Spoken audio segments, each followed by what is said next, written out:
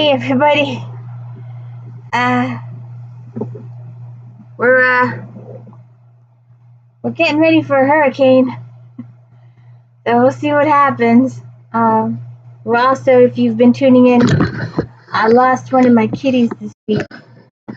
He gets a clean bill of health from the vet. My computer's not a specking post there, Casanova. Everybody in this house has got to mark my computer. I have no idea. Everybody's got to put their scent on my computer. But he gets a clean bill of health. He was 18, by the way. And he dies of a brain tumor a week later. Having seizures. It's one of the things that can't be diagnosed by their be-all, end-all blood test at the vet is brain tumors and cancer. They have to test for those things separately. And who saw that coming? He was fine. He was perfect. And so anyways, where were we? Oh, yes. So, hurricane. All right. We are back with the Argeneau. I made my little... Because this is the D. Louise book series, and I'm Kristina, Kristina. And this is where I read books and talk about books. I have no special effects, so I got my little pussycat stare here. Let me move your tail there, Casanova. So I got my little display on my kitty cat stairs. Sorry. So because I have no special effects, I have no drop-ins, I have no theme music, I have nothing. It's just me reading books, talking books. Oh, I'll take a shower. And so that's it. What are you doing? Would you stop? You're shaking my computer screen, Casanova. Hey. So today, we are talking about the Argeneaus. Lynsay Sands, The Lady is a Vamp. This is book 17 in the Argeneau series. And we are back with a core family member. How unusual. Excuse me a second. So, we are back with Lady is a Vamp. And this is Janine's book. And Janine is the daughter of Armand Argeneau, and we met him in Born to Bite. And she is the half-sibling of Nicholas.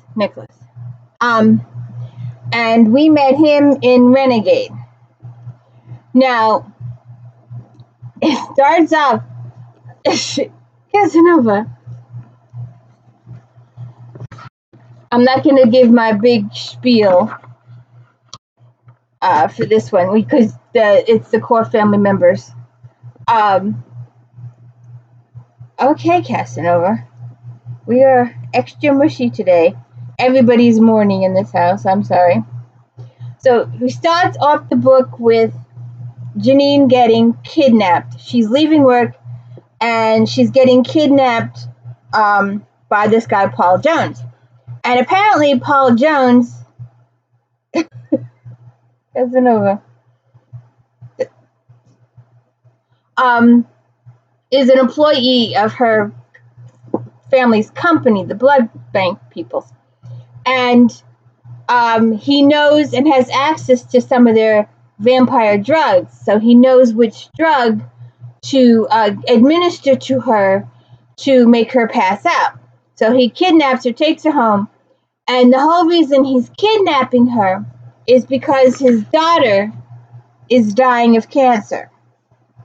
So they have put trackers on all the Argeneau cars. And because this guy used her car, they were very easily able to track them.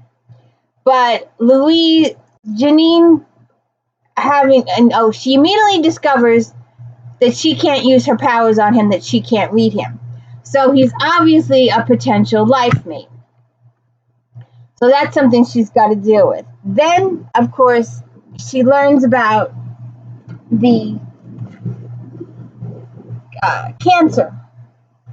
So that's another thing she's got to deal with. So when the enforcers start showing up, she does stuff to evade them. And then she's starting to fall for him, for Paul. And I'm not sure whether they just didn't go ahead with it. Well, I'll get to that in a minute. So she's starting to fall for him, and she's starting to come around to his way of thinking, and he eventually takes her out of the shackles, and they start having a little bit of family time, the three of them, and the kid likes her. Lizzie likes her, or Lizzie. And so they decide they're going to run away because her car is parked in his driveway and they have the tracking thing on. So they decide to run away, but first they got to stop at Walmart and get some clothes.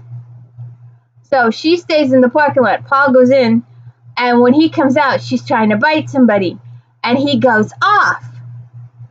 And he's like, well, I thought you guys only did it from the bag. I thought you guys were the good vampires. She goes, yes, but this was an emergency situation. I do not have access to the blood bank because she's supposedly being kidnapped, and they don't want people to know where they are. Although by this point, they just should have done it. I know, plot purposes and the whole 9 yards. But once she figured the whole thing out, she just should have called in for blood and said she was okay. But they didn't go that route. They went on the run. And so she's in the parking lot. She's trying to take blood from this guy. And Paul comes out and he gets full on jealous, totally green. He's like, I thought you didn't do this from humans. I thought you only did it from the bags. And she's like, yeah, but this is an emergency situation. And when he calms down, he apologizes, but then he also says, I only want you to take blood from me. So that situation's put there.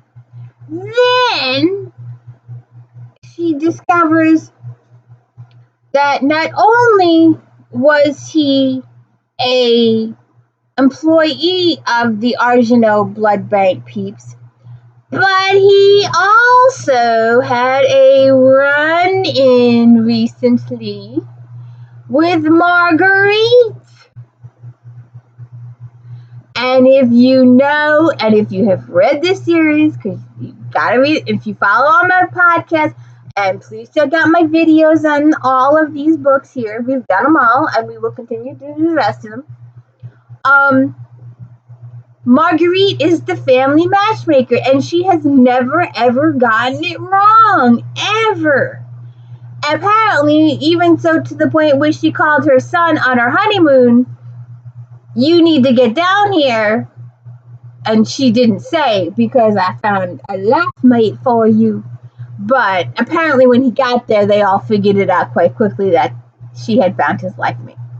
So when Janine finds out that he ran into Marguerite, and Marguerite gave him some advice, the bells and whistles go off. And again, I'm sitting there going, look, you know you have Marguerite's approval already. You know Marguerite put this in motion. Why not just call the blood bank and get some blood? No, they're still going to run away. So, then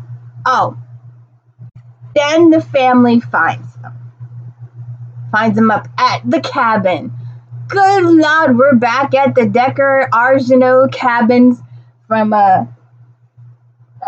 Immortal Hunter and Renegade and Rogue Hunter. So then the family finds out, and the enforcers come up, and the enforcers come in, and Paul gets hurt. The kid gets hurt. Excuse me, the kid gets hurt. The enforcers come in and they accidentally scare her, and she falls and she cracks her head open. So she immediately has to be turned to to save her life. She has to be turned. Now with the good guys. With the good guys, there's some vampire rules. You're only allowed to have a child once every 100 years for the population, and you're only allowed to turn one person. And I think they should be able to turn a person every couple 100 years, but this is a once in a thing. So Jean hasn't turned anybody yet, and she was going to turn Paul, and then Paul was going to turn the kid. But now that Janine has turned the kid, Janine doesn't have a thing anymore to turn Paul. And how do we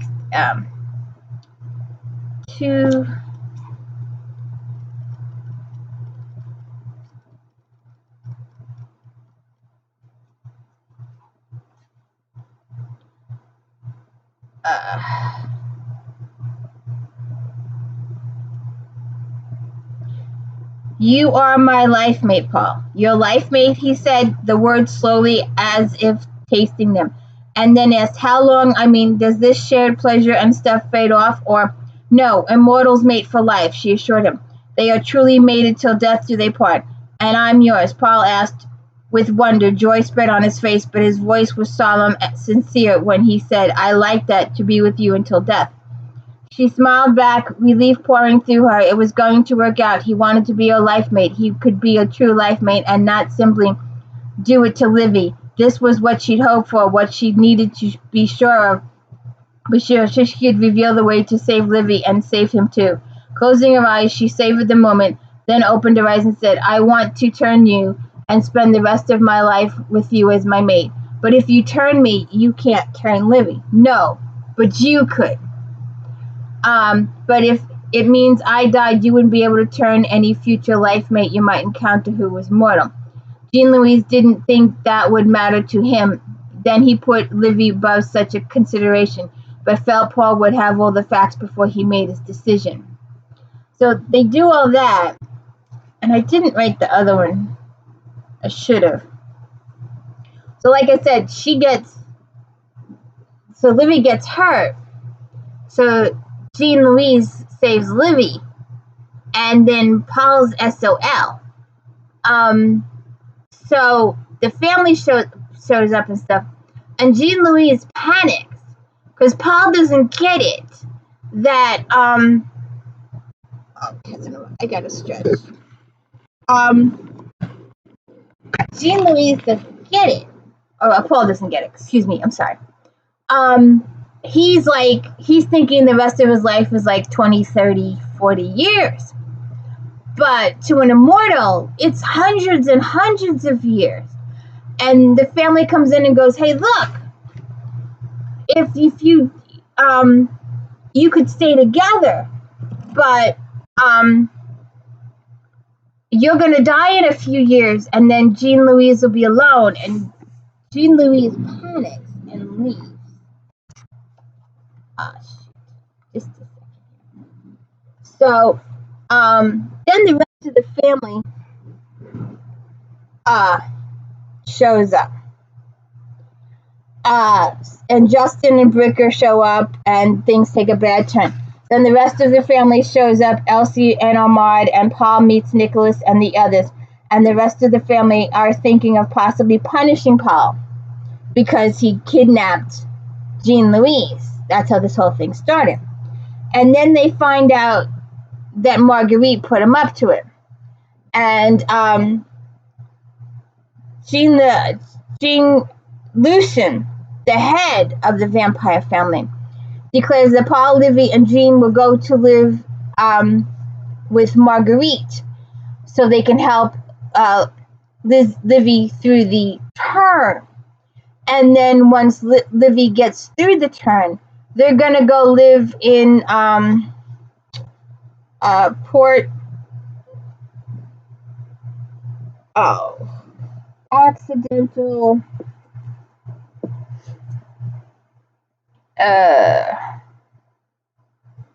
oh, it doesn't say the name of the town. I thought I wrote it down. Well, there's this town, it's an accidental vampire, where the entire town knows of the vampires. Because they're, what's her name? LV. LV was accidentally turned. Your eyes roll back in your head from that one. Then they put the ad in the newspaper for a life mate situation. So the whole town knows about the vampires. And then they took Steffi in Tiny's book, the Cupid book, and the book after. They all went to Port Henry or something, I think it's called. And then they'll live the rest of their lives up there. However, like I said, they were going to punish Paul, but they decide that he's going to have to live with the fact that he is Jean Louise's life mate, and he will die in 20 to 30 years. And she will be left alone, and she will be unable to turn, if she meets a potential life mate again in 200 or 300 years, she will, and he's mortal, she will not be able to turn him because of this particular situation. So, Jean Louise panics and leaves. So, Lucian comes in and explains the situation. And what I decide for Livy depends on whether you and Paul stay together or not, Lucian added, bringing her eyes back sharply to his. Meeting her gaze, he said, I'm not entirely sure you will. But he's my life mate, she said weakly, and he's mortal. We're similar in many ways to mortals, but there are differences, Jean Louise, and every minute you spend with him will make those differences clearer to you. He's weaker than you physically, more fragile. He will get ill, or he will hurt himself, and even if by some luck he doesn't, he will age and wither. I am not entirely sure you can stand by and watch that. It will most likely tear you apart inside, and he is injured and dying. I'm not positive that in that moment you will be able to resist saving him with a turn as you did Livy. He paused and then added grimly, but if you did that, you'd be forfeiting your own life. Until I'm sure you won't do that, I want someone around to protect you from yourself. And Paul gets hurt. He's chopping wood or something. And I forget what he was doing exactly. But he gets injured. And she takes him to the hospital. And he's like, if he could have gotten an infection, he could die. If this happens, he could die. And she panics and leaves. So, he could, and even if he doesn't get sick or ill or infected or hurt or in a car accident or anything like that, he's still going to grow old. And he's still going to die on her. So,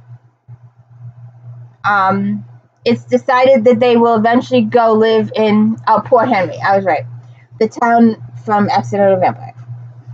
But because Jean Louise, starts, treating Paul like a mother, and like I said, the hospital incident happens, she just leaves. She's like, I can't do this. She panics and leaves. So, Paul and Livy are understandably upset by Jean Louise's departure, but she can't do this to herself. She can't do this to them. They'll get attached to the family, and so there is a solution to this situation, and it's Lucian that comes up with it. So you will have to read the book to find out what the solution is, and if they will have a happily ever ending. So you will have to check it out, because I don't want to give too much away, how the issue is resolved and brought to a semi-happy conclusion, and how they go spend their lives in Port Henry. So you will have to check out this book. book 17 in the Argeneau series. And you got to kind of read them in order and pay attention to go and watch my other earlier podcasts on the first 16 books to learn the family history. I usually rehash the entire family history for the videos, but because this one was back with the core family and I've done that so many times, I didn't feel it was necessary for this because it's just Jean Louise. But Armand is her dad. His second wife is her mom. His first wife is Nicholas's mom. So that makes Nicholas from Renegade Hunter and Jean half siblings. And Marguerite is the family matchmaker. So we've talked about that quite a few times. So please check it out. Don't forget Star Trek Fridays, Flashback Mondays, where I talk about books. My favorite Bible in the whole world, romantic book reviews. It used to be Romantic Times book reviews, and they just changed to book reviews before they went out. And I'm talking about books that I was reading way back when in 2007. See how many I still have. See how many were hot and were number 1 or 2 or 3 on the book list for that time period. So check out Flashback Mondays, Star Trek Fridays, and my daily book reviews. We are doing the Argeneaus. We're doing Carolyn Sparks, The At Stakes. We're doing Laura K. Hamilton, Anita Blake. We're doing J.D. Robb, Eve Dallas. And we will be doing Janet to bring a little smile into the family life here now that we've lost a beloved member. And please hit the like and subscribe. Let me know I'm doing a good job. I need the support of the public. There isn't anybody else to help me. So I'm relying on you to help me. So please check it out. Please hit the like and subscribe. Thank you.